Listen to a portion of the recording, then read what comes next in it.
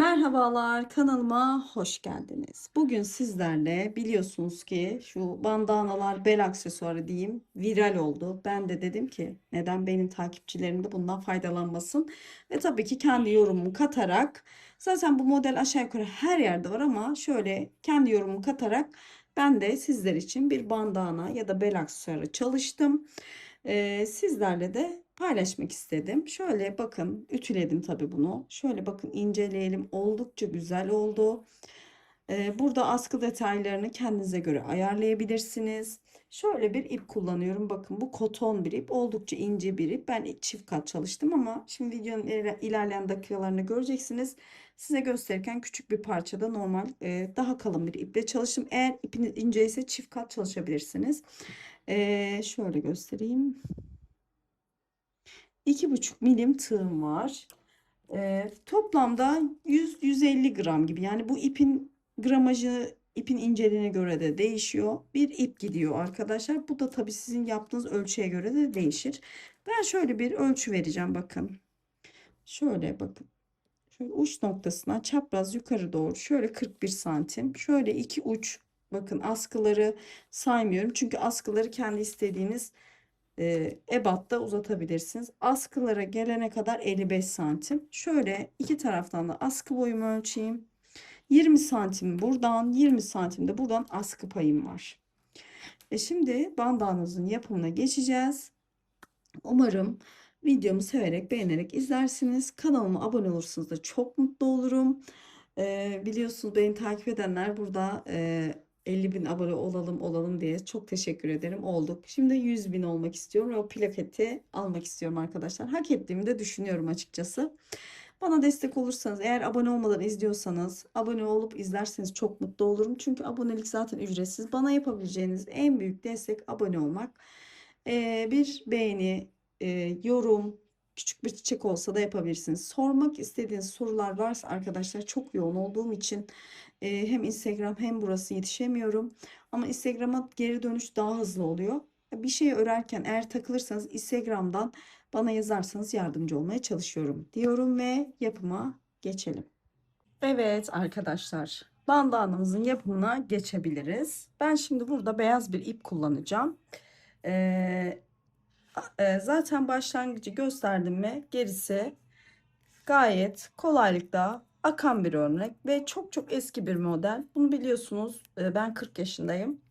Annelerimiz, anneannelerimiz biliyorsunuz, önceden tığ işi, su taşı modelleri, işte havlu kenarları çok yapılıyordu ki ben de küçükken yaptım, yeni yetişirken. Annem sağ olsun öğretti bana. İyi ki de öğretmiş.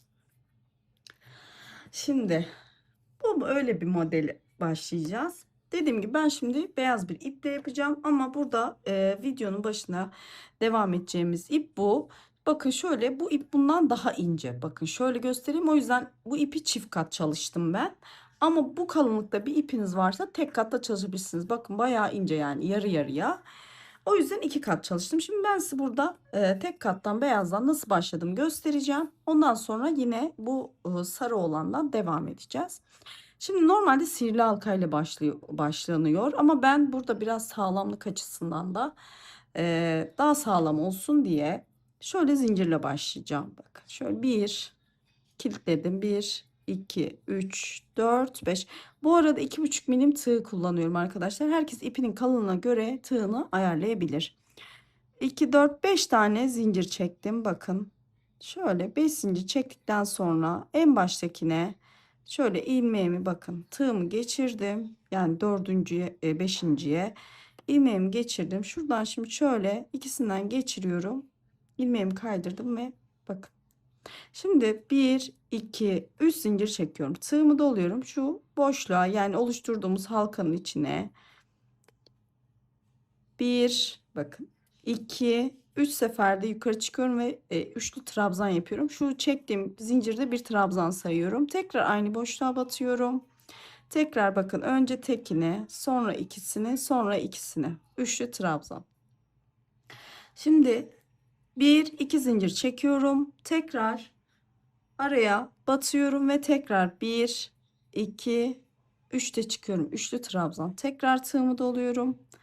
Tekrar 1, 2, üçlü trabzan. Tekrar tığımı doluyorum. 1, 2, 3. Bakın 3 tane üçlü trabzan yapıyorum. Tekrar 1, 2 zincir çekiyorum. Tekrar aynı boşluğa. Şu ipimi de şu tarafa alayım. 1, 2 ve 3. Üçlü trabzan yapıyorum. 3 tane yine. 2 ve üçüncüyü de yaptım. Bakın şu şekilde oldu. Hemen yine bir kontrol edeceğim. Evet, şimdi şurada normalde göreceksiniz örnekte zincir çekip yukarı çıkıyoruz ama burada zincir çekince şurada bir eşitsizlik oluyor. Onu engellemek için bakın şöyle ters çeviriyoruz. Şimdi bu yaptığımız şöyle ters çeviriyoruz ve hemen bakın şurada trabzanın başına gelerek bakın hemen yanındakinden ilmek kaydırıyorum. Hemen onun tepesine diğer yanındaki trabzan tepesine batarak ilmek kaydırarak bu bakın şuradaki iki zincir çektiğim boşluğun içine geliyorum. Tekrar bir ilmek kaydırarak burada 1, 2, 3 tane zincir çektim. Bakın. Normalde bazı arkadaşlarım yapmış. Onlar da saygı duyuyorum tabii ama ben kendi yorumumu katıyorum. Şimdi buradan direkt zincir çekersek burada bir zincir olmama hali oluyor. Bakın şimdi buradan zincir çekip her seferinde şimdi öyle çıkacağız yukarı ama şurada bir eşitsizlik olduğu için bu tarafta zincir oluyor. Burada zincir olmamış olacağı için ben böyle bir yöntem buldum. Başlangıcımız bu şekilde. Şimdi boşluğa geliyorum bakın. Yanına hemen 2 tane daha üçlü trabzan yapıyorum. Boşluğa 1, 2 zincir çekiyorum. Yine aynı boşluğa batıyorum. Tekrar bir üçlü trabzan. 3 tane üçlü trabzan. Bunlar bizim köşelerimiz hep bu şekilde desenimiz olacak. Şimdi 1, 2, 3, 4, 5 zincir çektim. Ve şurada bakın tekrar bir 2 zincirlik boşluğumuz vardı. Oraya tığımı doluyorum. Hemen batıyorum ve 1, 2, 3 seferde çıkıyorum. Yani üçlü trabzan yapıyorum yine aynı şekilde. Yanına yine bir üçlü trabzan. Bir tane daha üçlü trabzan. Şimdi 2 zincir çekiyorum. Şunun aynısını yapacağız. Tekrar bakın hemen üçlü trabzan olarak yukarı çıktım. Hemen 3 tane aynı boşluğa üçlü trabzan yapıyorum. Bakın bu şekilde. Şimdi 1, 2, 3 zincir çekiyorum ve dönüş yapıyoruz. Evet bakın şimdi bu kısımda 3 zincir çektik. Bakın burada iki eşitlik oluyor. Bakın şu şekilde. Görürseniz dip tarafımız eşit oluyor. Burada kaydırma yaptığımız için ama kaydırma yapmasaydık direkt burada yaptığımız gibi 3 zincirle çıksaydık burada bir zincir olacaktı ve bu tarafta olmayacaktı. O yüzden alt tarafı eşit olsun diye böyle bir teknik uyguladım. Şimdi 3 zincir çektikten sonra örgümüzü çeviriyoruz. Tığımızı doluyoruz. Örgümüz bir ters bir düz örülüyor. Hemen bakın şu boşluğa yine batıyorum. Üçlü trabzan. Yine aynı bu su taşı modeli diyoruz buna. Bu modeli hep kenarlarda uyguluyoruz. Ortada zincirlerimiz var. Sadece bu kadar örnek. Bakın 2 zincir çektim. Yine aynı noktaya basıyorum. Bakın üçlü trabzan olarak yukarı çıkıyorum. 3 tane üçlü trabzan. İsterseniz ipiniz çok kalınsa 2 tane de yapabilirsiniz bu trabzanları. Bakın şimdi 1, 2, 3, 4, 5 zincir çektim. Hemen bu bakın ortada 5 zincir çekmiştik. Bunun ortasına doğru şöyle altından doğru tekrar geçiyorum. Altından doğru batıp sık iğneyle kilitliyorum. Tekrar 1, 2, 3, 4, 5 zincir çekiyorum. Hemen buradaki su taşı modelimin ortasına geliyorum. Yine üçlü trabzan.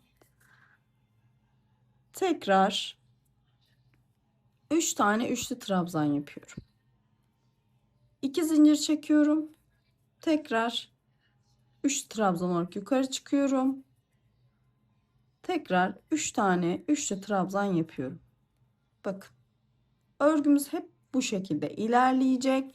Şimdi tekrar 1, 2, 3 zincir. Her zaman 3 zincirle çekip geriye dönüyoruz. Örgümüzü çeviriyoruz. Yine buraya bakın geliyoruz. Yine su taşı modelimizi kuracağız. Üçlü trabzan 3 tane. Arada 2 tane zincir.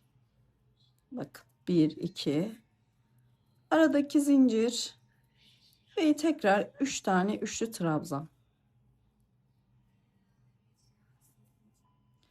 Bakın. Şimdi tekrar 1, 2, 3, 4, 5. Hep arada 5 zincir çekiyoruz. Şimdi şurada bakın. Şuradaki zincirin ortasına doğru batıyoruz ve sık iğne ile kilitliyoruz. Tekrar 5 zincir. Hemen bakın şuraya yine kilitliyorum sık iğne ile.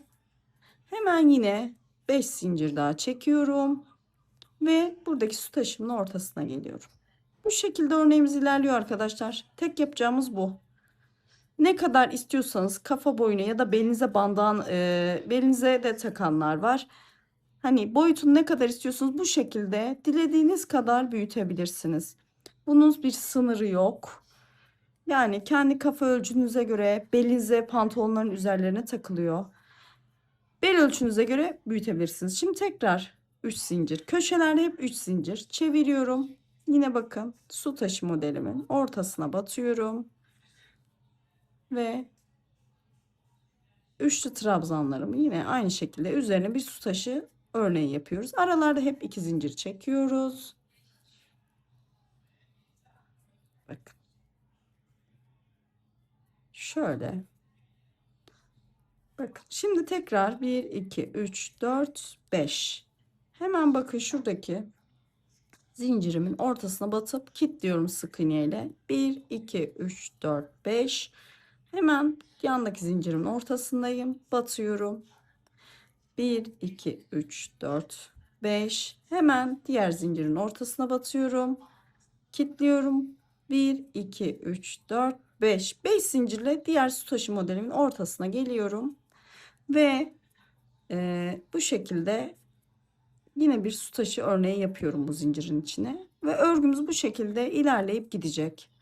Şimdi ben ördüğüm örgüyü biraz büyüttüm. Şimdi onun sayılarını veririm size ve kenar kısımlarını yapmaya sarı ipimle devam edeceğiz. Bakın arkadaşlar şimdi görüyorsunuz bu şekilde büyüyor. İstediğiniz uzunluğa gelene kadar yapabilirsiniz. Köşe dönüşleriniz hep üçer tane zincirle dönüyoruz. Bakın bu şekilde. Şimdi dediğim gibi bakın dilediğiniz uzunluğa gelene kadar örgünüzü ilerletin. Şimdi ben sarı ipim olana geçiyorum. Bakın bunu ben şöyle ilerlettim. Bakın şurada su taşı modellerini sayalım. 1, 2, 3, 4, 5, 6, 7, 8, 9, 10, 11, 11, 12, 13, 14, 15, 16, 17, 18, 19, 20, 21, 22, 23, 24, 25, 26, 27, 28, 29, 30, 31. 31 sıra yapmışım arkadaşlar. Dediğim gibi bu sizin kafa ölçünüze, bel ölçünüze göre değişkenlik gösterir. Şimdi burada kenar kısımlarını yapacağım. Bu kenar kısımlarından sonra zaten ütüleyebilirsiniz. Ütüleyin, hatta ben de ütüleyeceğim. Şimdi burada bakın en son yaptığım köşede şu şekilde. Şimdi ben bu köşe kısmındayım. Evet bakın şimdi en son bu kenarımdayım. Şimdi burada bağlamak için bir uzun bir bağcık yapacağım burada. İsteyen beline bağlar, isteyen işte kafa kısmına. Şimdi en son kısımdayım. Şöyle hemen geri dönüyorum bakın. Örgüm burada. Şöyle hemen geri dönüyorum. Şimdi kaydırmayla şu ortadaki boşluğa kadar geleceğim. Bakın şöyle kaydırma yapıyorum. Trabzanların başına kaydırdım. Şimdi bakın şöyle hemen zincir çekeceğim.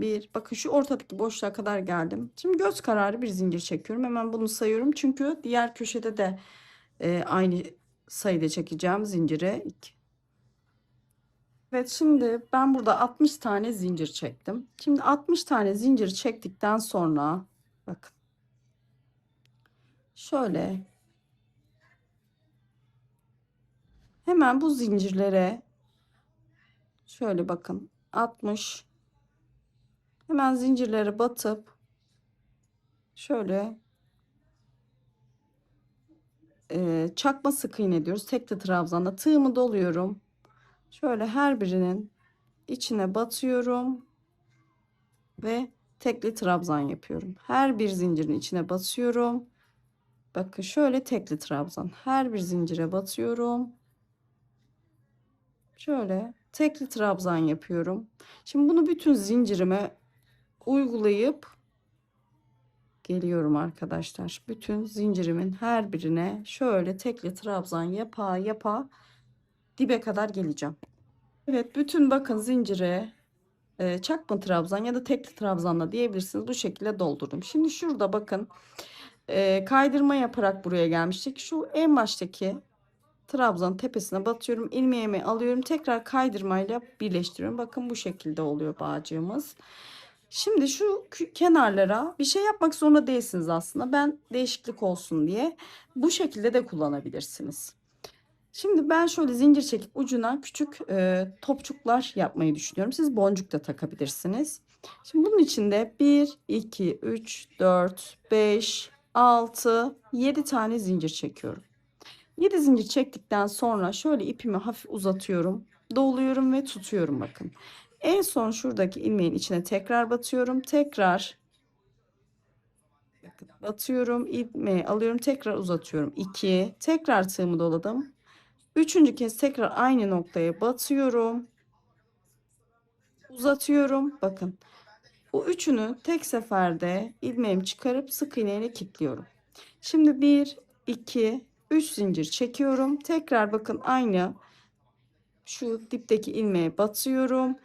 İlmeği alıp kaydırarak bu şekilde kilitliyorum. Bakın şöyle küçük küçük topçuklar gibi görünüyor. Şimdi tekrar burada 6 zincir çekiyorum. Çünkü 7.'ye ilmek doladığımız için hep bunu saymıyoruz. 1, 2, 3, 4, 5, 6. 6 zincir çekince bakın şu kenarlarda boşluklarımız var. Buralara batıyorum ve sık iğne ile kilitliyorum. Şimdi bir kere daha göstereceğim. 1, 2, 3, 4, 5, 6, 7. Burada bu size kalmış uzunluğu kısalığı. Şimdi ipimi biraz uzatıyorum. Tığımı doluyorum ve tutuyorum. Bakın şu en sondaki ilmeğin içinden tekrar geçiriyorum. Uzatıyorum. Tekrar tutuyorum. Doluyorum. Ve şöyle 2 ve 3. 3 seferde tekrar en son hepsini tek seferde çekip şöyle bir sık iğne ile kilitliyorum. 2, 3. Bakın 3 tane zincir çekiyorum. Yine aynı şekilde dip kısmına batıyorum ve ilmek kaydırmayla kapatıyorum. Tekrar 1, 2, 3, 4, 5, 6. 6 zincir çekiyorum ve şu yandaki boşluğa geliyorum.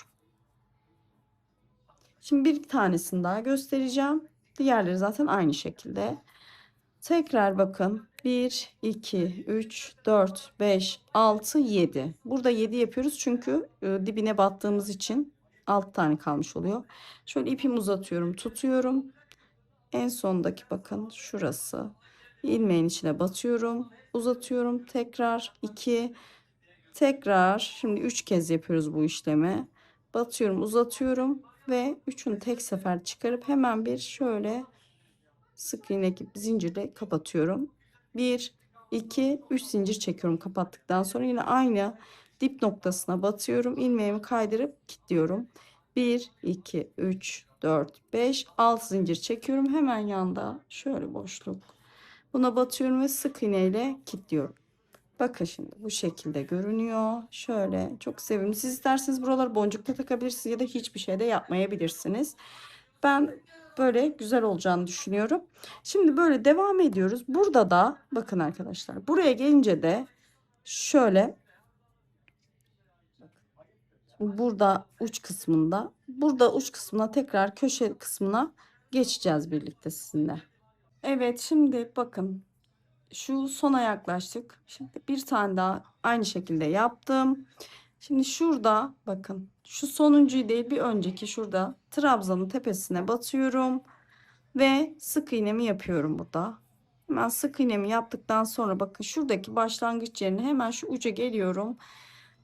Şöyle bir sık iğneyle şu uç kısmına geldim. Şimdi 1, 2, 3, 4, 5, 6, 7. Burada da biraz daha uzun çekmeyi düşünüyorum. 8. Bakın şöyle 8 tane yaptım. Hatta 9 yapalım. Bir uç kısmı, tam köşe kısmı biraz daha uzun olsun diye. Yine aynı şekilde tomurcuk kısımlarımızı yapıyoruz.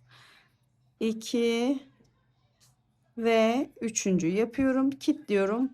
Kilitledikten sonra 1 2 3 zincir çekiyorum. Yine aynı şekilde dibine batıyorum ve ilmek kaydırmayla yine aynı şekilde yapıyorum. Şimdi 1 2 3 4 5 6 7 8, bu sadece uca özel. Hemen bakın şurada trabzanımın tepesine basıyorum ve sık iğneyle kilitliyorum. Yine aynı şekilde yaptığımız gibi. Sadece bu ucu biraz daha büyük yapmak istedim ama siz yapmak zorunda değilsiniz. Şimdi buradan devam ediyoruz. 1 2 3 4 5 6 7 zincir. Kenarlarda yaptığım gibi.